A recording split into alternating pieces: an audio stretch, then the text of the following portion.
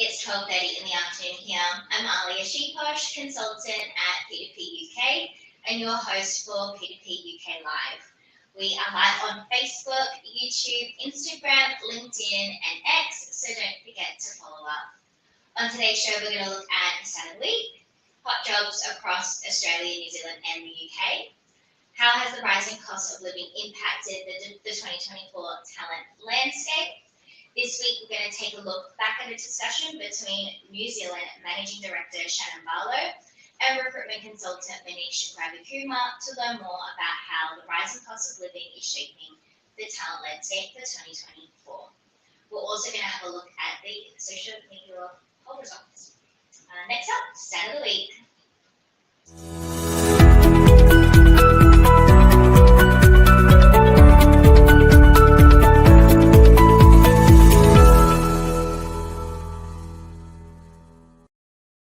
This week, we are looking at an article shared by Talent Insights.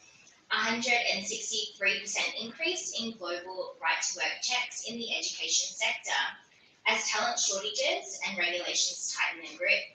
Research highlights a failure rate of over 15% in background checks within the sector, and educational institutes find themselves navigating conflicting priorities. The urgency of expediting hiring processes is particularly pronounced in the education sector, and this spike coincides with record numbers of teachers quitting in 2022 and 2023. And that is it for the start of the week.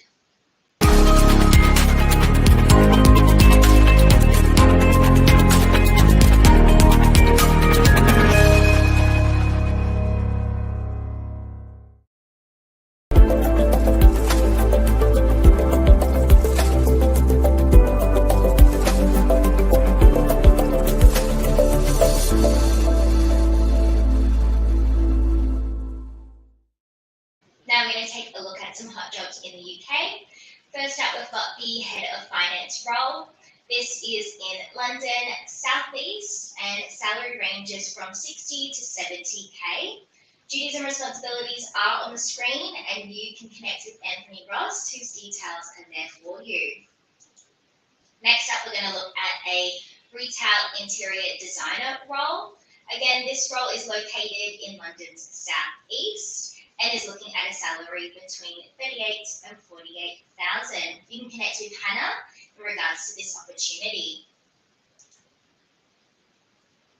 Next up, we're going to have a look at some hot jobs across Sydney and Auckland. First up, it is an office practice manager role in Sydney, Australia. Salary is around the 90,000 and it is including All Plus Super. We're going to look at the early childhood education role based in Sydney, Australia as well, and that pay is dependent on qualification. We've also got a program manager role in Auckland, New Zealand. Salary ranges from 140 to 160,000.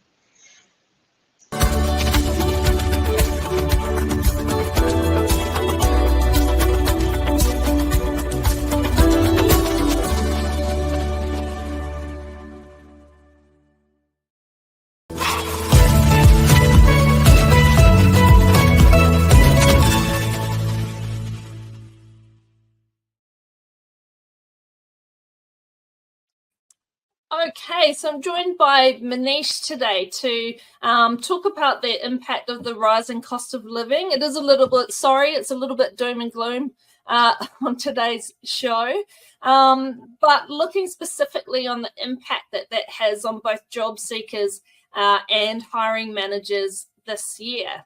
Thanks for joining us, Manish. Kia ora, Shannon. Thanks for having me. Excellent. So how has the rising cost of living across Aotearoa started to impact that talent landscape? Cool. So we obviously released our annual employment and salary trends report for 2024 called the P2P Post. It's got a lot of very important information about the landscape and the current climate of recruitment and everything around recruitment. The report revealed that the cost of living crisis has led over 1/3 of workers to safeguard their annual leave and bank it just because of fear of redundancies and what if their hours go down and how they will look after themselves. And that's quite significant number. And also 70% of candidates have expressed significant concern about applying for new roles because of the economic uncertainty. An overwhelming 80% of workers have also adjusted their lifestyles just to align it with the escalating cost of living, just making small changes just to have a bit more money in the pocket. Also 40% making quite notable and significant changes. 64% are now more worried about their finances now than they were in the start of 2023. So we haven't had a very sustained or long economic stable period ever since COVID. But yeah, and to think that people are still having to look at where their money is going and having to safeguard themselves is quite telling. Under these circumstances and the current kind of economic landscape, the number one priority for job seekers is a pay rise, so they can match the level of lifestyle that they used to have before the cost of living crisis got bad. Yeah, well, that obviously makes sense. I guess the tricky part as well is obviously it's affecting businesses as well, so they may not be in that kind of position to be able to offer as big pay rises at this time.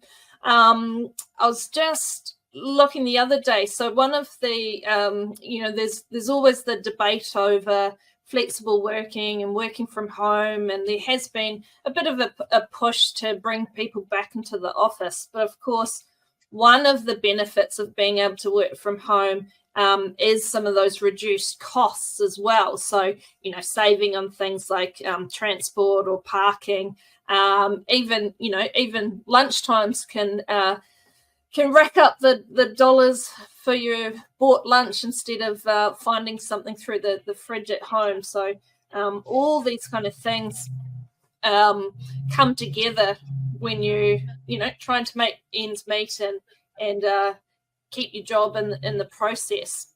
What about for hiring managers? How do you think this has affected them in terms of talent? Hiring managers certainly must look to kind of adapt their strategies around the current situation to attract and retain top talent because of the cost of living. Offering competitive compensation packages will be absolutely the top way to go about it. But as you mentioned, even most businesses are not in the position to hand out that kind of packages to keep their employees. But that will be if they are able to muster up competitive compensation packages that's perhaps slightly above the market value and what the market is offering, or at least match it. They would definitely have a very good chance. Additionally, they can also explore alternative perks such as what you mentioned, flexible work, save upon transport and all the other costs that come with traveling into and back from work every day. Professional development opportunities. So just having a conversation with them and saying, see, this is a difficult time for the company, but we are able to invest in your personal development, professional development. So when things are looking a lot better, you've come out of it gaining something, or exploring options like assistance with housing to stay appealing to potential employees. Yeah, and that point around professional development, it was really interesting. As when we first got out of lockdowns, we're navigating that period through just out of COVID. Really, people's careers and development got put on the back burner a little bit. So it was more about, I'm happy to have my job and I've just got to dig in deep and do all we can for the business. But definitely over the last 2 years or so, we've seen that emphasis back. So, workers really want to focus on their career and make sure that they're still moving forward. So that's a great tip for employers to put that emphasis back on continuing to develop their staff as well. Any other tips for the remainder of the year to get ahead? We are obviously in mid-May, so looking ahead into 2024, both job seekers and hiring managers should keep several considerations in mind. Firstly, just staying informed about economic trends and how the market is looking, what is most appealing right now, and just understanding people's struggles would definitely be the number one step they can take, so they can make more informed decisions regarding employment and recruitment. Additionally, fostering open communication just between employers and employees is always a healthy thing to have, but especially in times like these regarding financial concerns and how the employees are getting on. Are they able to go from week to week without much struggle? Because that in turn can affect their performance at work as well. So being aware of things like that can definitely help. Embracing innovative solutions, like as we mentioned, remote work arrangement, sharing house initiatives may also help some or most employees with rising cost levels. The rising cost of living in New Zealand presents multifaceted challenges for job seekers and hiring managers. So when we have a situation like this, no one's essentially having a good time. Everyone has their own challenges, but by remaining adaptable and quite flexible architecturally, and being able to just take informed proactive decisions and navigate these challenges can definitely help in kind of surviving through this uncertain landscape of 2024. Yeah, excellent. Some great tips there. Thanks for joining us. I know it was a little bit short notice this time, so thanks for coming on to the show, Manish. Always a pleasure, no problem. Great insights there regarding the talent landscapes. Now we're going to have a look at last week's social media results. The question asked was, how important is it for your employer to contribute towards a sustainable future? Very important, somewhat important, not important at all, and a whopping 42% voted very important. This week, how has the rising cost of living impacted your job search in 2024? Can't afford changing jobs, find a job with more flexibility, increase of salary expectations, or none of the above?